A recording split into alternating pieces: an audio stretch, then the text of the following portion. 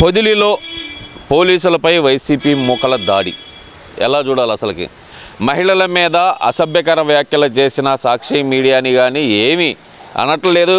జగన్మోహన్ రెడ్డి వాళ్ళ మీద చర్యలు తీసుకోవాలని నిరసన తెలుపుతున్న మహిళలకు రక్షణగా ఉన్న పోలీసులపై వైసీపీ మూకల దాడి ఎలా చూడాలి? ఇదంతా అసలుకి ఇదంతా ఏమీ లేదండి, ఒక ప్లాన్ ప్రకారం జరుగుతుంది.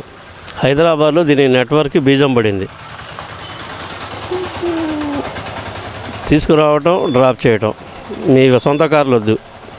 రిటైర్ అయిన ఐఏఎస్లు, ఐపీఎస్లు, పోలీస్ అధికారులు, రిటైర్ అయిన వైసీపీకి కొమ్ము కాస్తున్న నాయకులు, వీళ్ళందరినీ పోగేసి హైదరాబాద్ ఒక అపార్ట్మెంట్లో ఒక సిచ్యువేషన్ జరిగింది.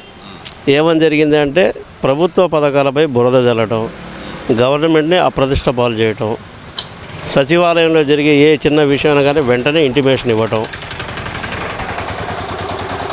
ప్రతి చిన్న విషయాన్ని భూతద్దంలో చూపించడం, మీ సలహాలు సూచనలు.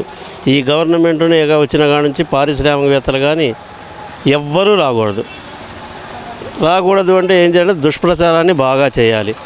ఏ సంఘటన మనం ఆసరాగా తీసుకోవాలి, ఏ సంఘటన మనం ఎస్టాబ్లిష్ చేయవచ్చు, అంతా ఒక ట్రైన్డ్ క్యాంప్ జరిగింది.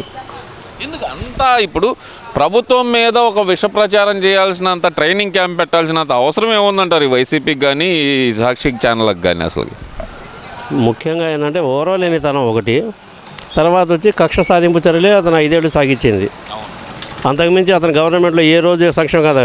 సంవత్సరానికి ఒకసారికి సాకలి, మంగళ షాప్ వాళ్ళకి, ఇస్త్రీ బండోళ్ళకి, వీళ్ళకి కుల ప్రజాధిపతి కన్నా తలా 10,000 పంచాడు. ఆటో డ్రైవర్ల కాడ నుంచి వాళ్ళందరూ ఆ మాయలోనే ఉన్నారు. ఇన్పుట్ సబ్సిడీ అన్నాడు, అది లేదు. గవర్నమెంట్, సెంట్రల్ గవర్నమెంట్ నుంచి 20,000 రూపాయలు శాంక్షన్, 13,000 సెంట్రల్ గవర్నమెంట్ ఇచ్చేది, 7,000 ఇతను ఇచ్చేది. ఆ సంవత్సరానికి ఇచ్చే డబ్బులు కూడా సరిగ్గా ఇవ్వకుండా అతను ఎన్ని అరాచకాలు చేశాడో. వైన్ షాపులు కాడ నుంచి మద్యం, ఇసుక, మైన్, A to Z ఫైనాన్షియల్గా స్ట్రాంగ్గా తయారయ్యారు నాయకులు, కార్యకర్తలు. ఈరోజు పోలీసు కేసులు ఎదుర్కొంటున్న వాళ్ళు బయట వాళ్ళు ఎవరు లేరు. మీరు చేసిన సాక్ష్యాధారాలతో సహా ప్రతిదీ టేబుల్ మీద ఉంది. ఇక్కడ నేను అంటున్నది కాదు, ఇంత కక్ష ఏంటి? గత 5 సంవత్సరాలు రాష్ట్రాన్ని పరిపాలించి మళ్ళీ నేనే 3 సంవత్సరాలు కళ్ళు మూసుకోండి, నేనే అధికారంలోకి వస్తాను, రాష్ట్రాన్ని అభివృద్ధి పథంలో తీసుకెళ్తానని చెప్తున్న వ్యక్తి రాష్ట్రం మీద విషం ప్రచారం చేయాల్సిన అవసరం ఏముందనుకోవచ్చు అంటారు? అసలు రాష్ట్రం మీద జరుగుతున్న విష ప్రచారం అని మీరు అనుకుంటున్నారు. ఇది రాష్ట్రం మీద జరుగుతున్నది కాదు, రాష్ట్ర ప్రభుత్వం మీద జరుగుతున్నది. దీనిలో ఏంటంటే ముందు గాలిలోంచి ఒక రాయి పడింది అనుకోండి, ఆ రాయి ఎక్కడి నుంచి వచ్చిందని ఆలోచిస్తాం తప్పని రాయి ఎవడరా నా కొడుకు వేసింది కాబట్టి ఆలోచించాం. ముందు తప్పుడు మాట తొందరగా ప్రజల్లోకి వెళ్ళుద్ది. ముందు తప్పుడు ప్రచారాన్ని ముందు పబ్లిక్ చేయండి మీరు. అంటే దానిలో భాగంగానే అమరావతి ప్రాంతం మీద మొదలు పెట్టారనుకోవాలంటే ఇప్పుడు దాని మూలన ఎన్ని రోజులు ఇష్యూ జరుగుతుంది. ఆ ధనంజయ రెడ్డిని కానీ, ఆ కొమ్మినేని కానీ తీసుకొచ్చి అరెస్ట్. ఈరోజు సుప్రీంకోర్టు ఏమని చెప్పింది? మీరు డిబేట్ నిర్వహించేటప్పుడు డిబేట్ నిర్వహణలో పాల్గొన్న ప్రతి వ్యక్తి అమరావతి మీద ఇటువంటి వ్యాఖ్యలు చేయవద్దు, మీరు ప్రోత్సహించవద్దు, ఇది మీకు హెచ్చరిక. ఇంకొకసారి జరిగింది అంటే మీకు చట్ట ప్రకారం జరుగుతాయి. చంద్రబాబుకు చంపదెబ్బ అంట కదా అది, ఆయన విడుదల చేసేసారంట, కూటమి కక్ష సాధిస్తుందని చెప్పిందంట సుప్రీంకోర్టు. ఇదన్నీ చెబుతున్నారు మరి నిన్నటి నుంచి వైసీపీ నాయకులు. అలాంటివన్నీ ఏమీ రాలేదే పేపర్లో సుప్రీంకోర్టే మందలించింది వాళ్ళని, ఇక ఉపేక్షించం ఇట్లాంటి తీవ్రమైన వ్యాఖ్యలు చేస్తే అని. మరి చంపపెట్టు ఏం మాటలు ఇవి? వీళ్ళు ఒకటేనండి, వీళ్ళు ప్రతి చిన్న విషయాన్ని వక్రీకరించడానికే ఇష్టపడతారు. వీళ్ళకి ఈ గవర్నమెంట్ ఉండటం ఇష్టం లేదు. చంద్రబాబు నాయుడు ముఖ్యమంత్రిగా అసలు ఊహించుకొని కూడా లేవట్లేదు. ఎందువల్ల అంటే ఈర్ష్యా ద్వేషం, మనిషిలో ఈర్ష్యా ద్వేషం ఎంత ప్రభావితం చేసిద్దంటే 5 ఏళ్ళు అతను ప్రజాపాలనని పట్టించుకోకపోతే 11 సీట్లు ఇచ్చారు. 151 సీట్లు ఇచ్చిన మీకు తిరిగి మళ్ళీ 5 సంవత్సరాల తర్వాత మినిమం ప్రతిపక్ష హోదా కూడా కలగనీయకుండా 11 సీట్లకు పరిమితం చేశారంటే మీరు రాష్ట్ర ప్రజల మీద కక్ష పెంచుకున్నారా, రాష్ట్ర ప్రభుత్వం మీద కక్ష పెంచుకున్నారా? రెండింటిని బ్యాలెన్స్ చేస్తుంటే మ్యానిక్యులేట్ చేస్తున్నారు. అరే ఒక రౌడీ షీటర్లు, ఒక పేటలో రౌడీ షీటర్లు, తెనాలి ఐతానగర్లో 4 రౌడీ షీటర్లు ఆడవాళ్ళని హింసిస్తా, వచ్చేపోవాళ్ళని దాడులు చేస్తా, అర్ధరాత్రి పూట 9 దాటితే ఆ రైట్లో తిరిగేవాళ్ళు లేరు ఆ రోడ్లో. అటువంటి వ్యక్తుల్ని పట్టుకొని ఒక పోలీస్ కానిస్టేబుల్ ఇంటికి వెళ్తుంటే అతని చంపబోయారు, దౌర్జన్యం చేయబోయారు.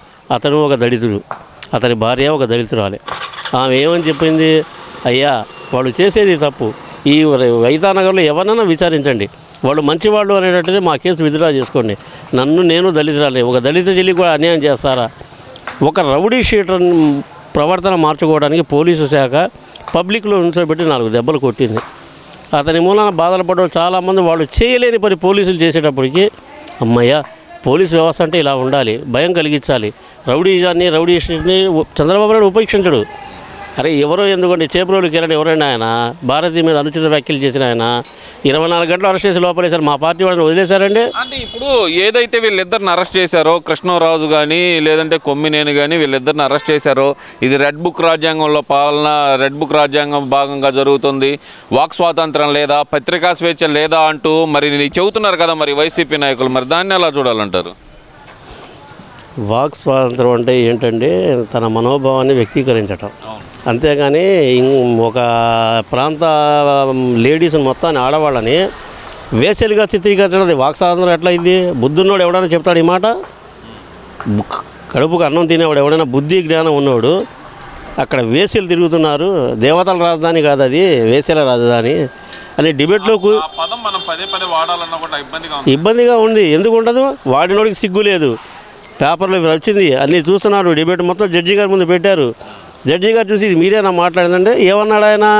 తప్పు చేశాను సార్, తప్పు చేశాను సార్ తలదించుకున్నాడు. తప్పు చేయటం ఎందుకు, తలదించుకోవటం ఎందుకు? ఆ రోజు అధికారులు మొత్తం నేను ఇష్టానుసారంగా వాడావు. ఈరోజు అధికారులు మొత్తం కోర్టుల చుట్టూ జైళ్ళ చుట్టూ తిరుగుతున్నారు. నీ మంత్రులు ఏం తక్కువ చేశారా? పేరుని నాని ఎట్లా నో చేసుకుని పడతాడు అతను. అతని భార్య పేరుని జయసుధా ఉన్న భార్య పేరు, ఆమె భార్య పేరు మీద వాళ్ళ గోడలో ఉన్న 1,75,00,000 రూపాయల బియ్యం మాయం చేసావే నువ్వు. కాకినాడ పోర్టుకి ఎన్ని లారీలు పోయినాయో నీ మొత్తం బయోడేటా ఉంది అక్కడ. అరెస్ట్ చేసుకోండి అంటున్నాడు పేరు. 175 కోట్లు నువ్వు ఎందుకు కట్టావు? తప్పు చేయని ఎందుకు కడతారండి? 10 రూపాయలు ఇవ్వండి ఎవరైనా, 10 రూపాయలు ఇవ్వండి ఎవరైనా.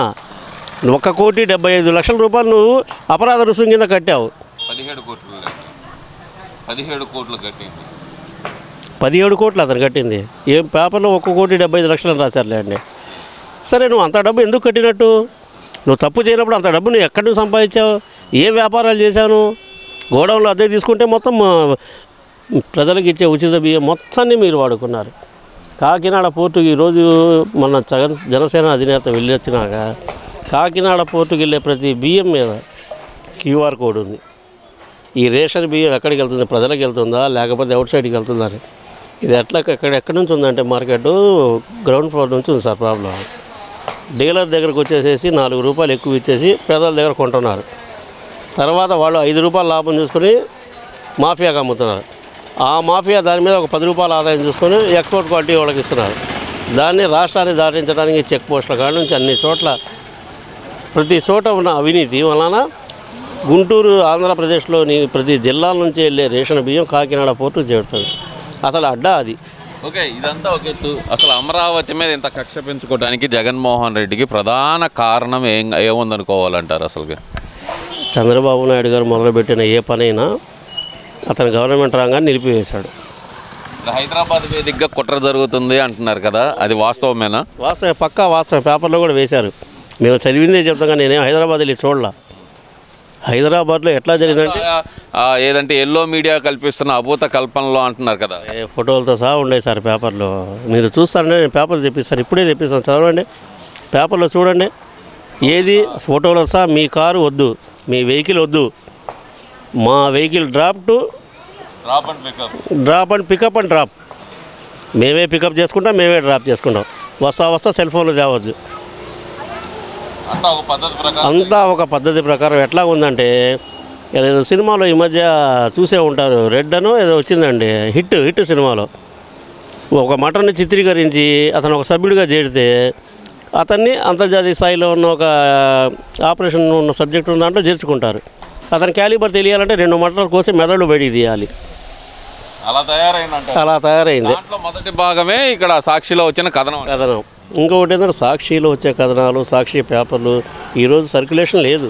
ఎందుకు లేదంటే తను చెప్పేవి పేపర్లో స్టాంప్ వేసి పంపిస్తున్నాడు ఆయన. అంతకుమించి సాక్షిలో జరిగేది మొత్తం ఏది నిజం కాదు, అంతా పక్కా ఫేక్. అది పత్రికే ఫేక్. ఎవరో ఎందుకు సార్, ఒక చిన్న మాట చెప్తాను. నిన్న తల్లికి వందనం వేశారు కదా సార్, పెద్ద అమౌంట్, ఒక 10,000 కోట్లు 87 లక్షల్లో ఎంతో వేశారు.